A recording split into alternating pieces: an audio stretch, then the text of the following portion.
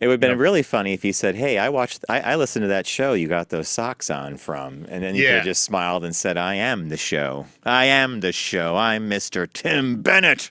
That only happened to me once, and Brian couldn't believe it. We went looking at a house. It was in New Hope, Pennsylvania, one time, and the realtor came out, and you would have loved her because her first language was French, and she got out, and I said, "Hi, I'm Tim Bennett," and she stops me right away. She goes, "Oh my God, you do a list."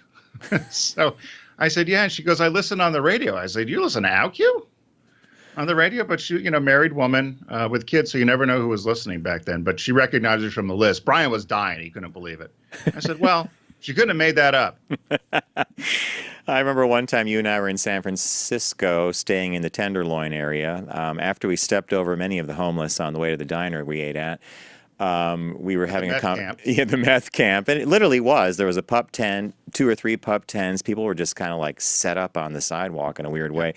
So we're at this diner, and you and I are having a quiet conversation. But as usual, me and Tim really do delight in making each other laugh. So Tim tells me this story, which I had not heard before, and I bust out laughing. And about 2 minutes later, this guy walks up to the table and goes, "Hey, I don't mean to interrupt your breakfast, but."